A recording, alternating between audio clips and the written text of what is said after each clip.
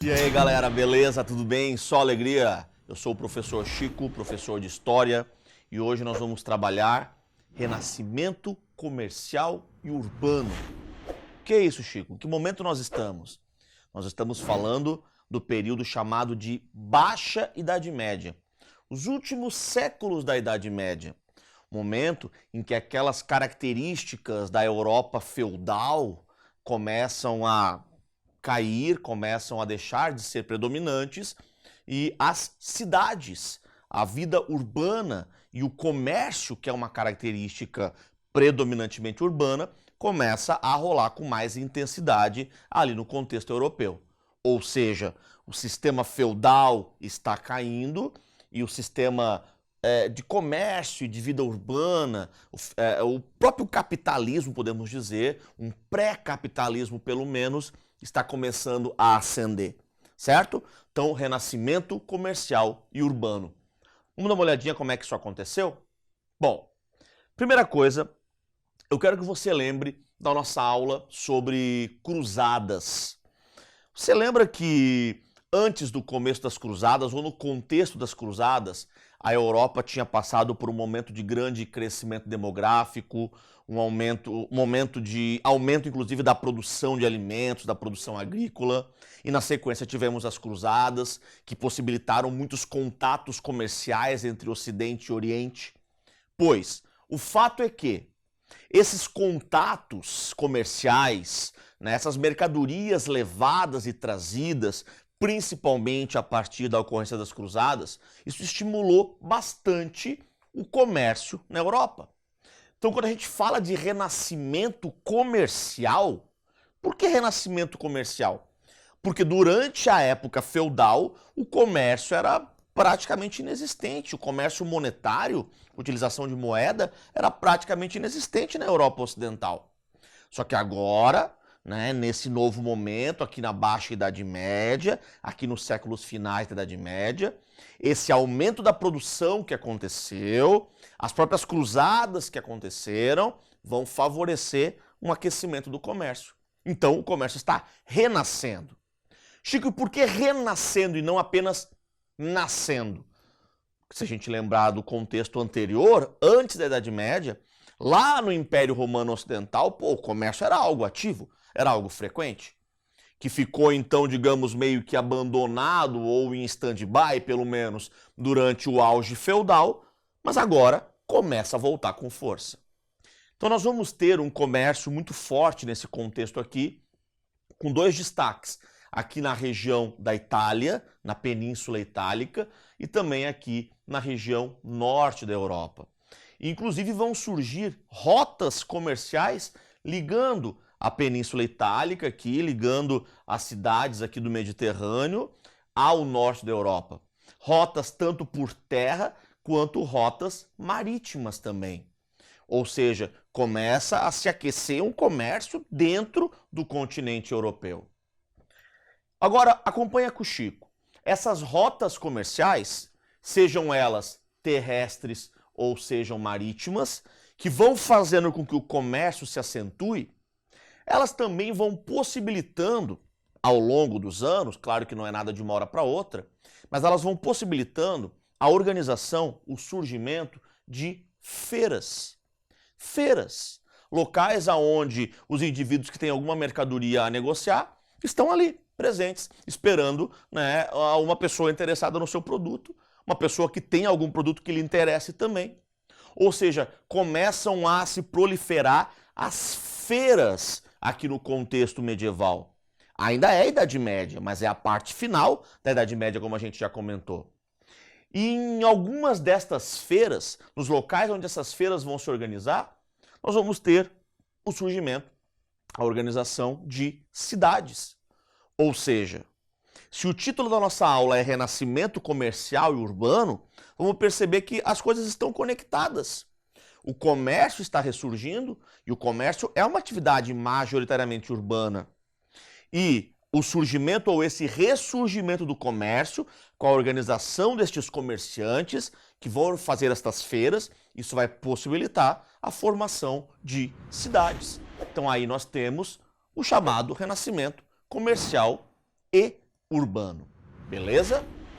Bom, vamos destacar aqui como centros comerciais que se desenvolvem com bastante ênfase naquele momento, né? Os centros comerciais na região de Champagne, as feiras de Champagne, né? No território que corresponde atualmente à França, né? As feiras de Flandres também, com bastante destaque. Champagne e Flandres são com frequência citadas nas questões de vestibular.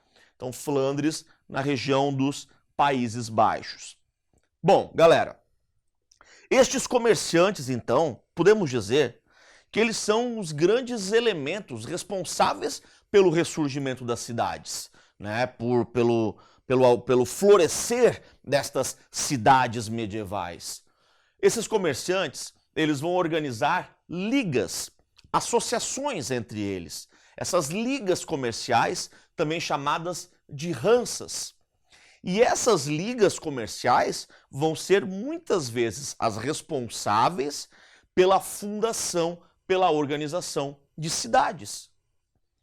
Uma das principais, talvez a principal, a mais famosa hansa, a mais famosa liga comercial nesse contexto, é chamada inclusive de Liga Hanseática ou Liga Teutônica. Beleza? Bom, então vamos lá, vamos por parte. Os comerciantes se organizam, eles formam hansas, ligas, eles organizam feiras, mas eles também começam a organizar cidades, núcleos urbanos, espaços para a convivência, espaços para a existência de uma vida urbana. Essas cidades medievais que estão se formando, algumas delas surgiam fora de feudos, outras surgiam dentro de feudos. Muitas cidades eram chamadas de comunas, especialmente aquelas que surgiam fora de feudos. Mas nós também temos cidades que surgem dentro dos feudos e até mesmo com autorização do próprio senhor feudal. O senhor feudal autorizava, vendia, digamos, o direito, cobrava pelo direito dos comerciantes organizarem núcleos, às vezes, dentro dos seus territórios. Né? Essa autorização concedida pelos senhores feudais, chamada de carta de franquia. Agora, não importa para nós nesse momento se essa cidade está surgindo dentro de um feudo ou fora de um feudo. O que importa é que é uma cidade que está surgindo principalmente a partir da atividade comercial. E muitas dessas cidades, galera, vão virar burgos. Chico, quer dizer burgo? O termo burgo originalmente refere-se a proteção, fortaleza, muralha. Então, muitos destes comerciantes, para proteger o seu núcleo, para proteger a sua atividade, para proteger a sua cidade, muitos deles vão construir, de fato, fortalezas ao redor das suas cidades. Fortalezas que são os burgos. E a partir de então, começa a haver lentamente a tradição de se chamar aqueles que vivem nas cidades, aqueles que vivem no interior dos burgos, de burguesia. Você já ouviu quantas vezes na aula de história que, burguesia é comerciante, burguês é comerciante? Bom, o significado da palavra burguesia originalmente seria o indivíduo que vive dentro do burgo. O burgo é a fortaleza, mas essa fortaleza está protegendo o quê? A cidade dos comerciantes. Ou seja, tradicionalmente, o termo burguês vai acabar sendo atrelado, vai acabar sendo vinculado ao comerciante. Claro que nem todo mundo que vai viver no burgo vai ser comerciante, temos as pessoas que trabalham para os burgueses, as pessoas que produzem até mesmo atividades urbanas, né, que produzem para vender para os próprios burgueses, mas, de qualquer maneira, os comerciantes vão ser, sim, digamos, os donos, né, os responsáveis, né, os poderosos dessas cidades, tanto dentro quanto fora dos feudos, como nós já comentamos. Amigos, também nesse contexto aqui de renascimento comercial e urbano, de ascensão das cidades, nós vamos ter uma participação muito importante, decisiva, dos artesãos. Nós temos aqui o surgimento das chamadas corporações de ofício. O que seria uma corporação de ofício? Uma associação de trabalhadores de artesãos. Essas corporações de ofício, dos mais diversos ofícios, das mais diversas atividades, tinha a corporação de ofício dos por exemplo, dos oleiros, dos carpinteiros, dos padeiros, dos ferreiros.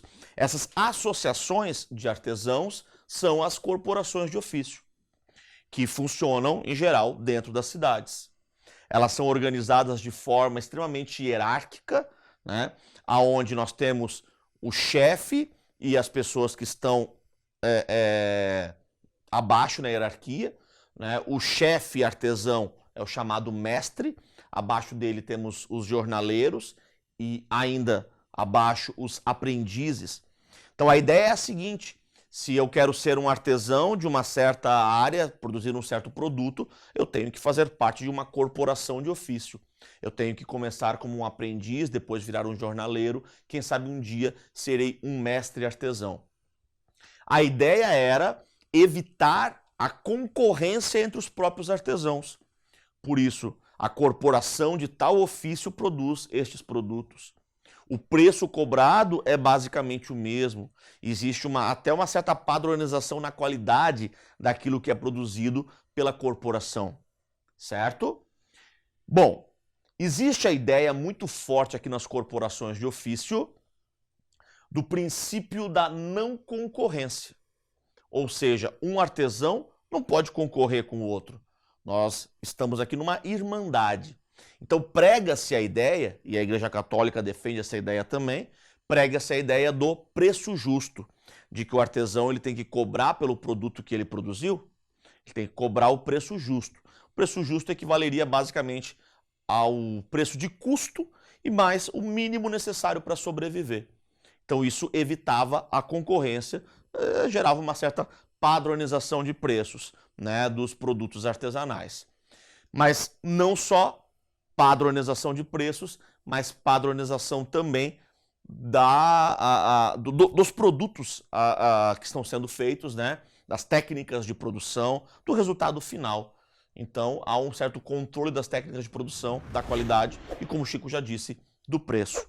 Então é muito importante lembrar da atuação das corporações de ofício nesse contexto de renascimento, de ressurgimento do comércio e das cidades, o renascimento comercial e urbano. Beleza, meu povo?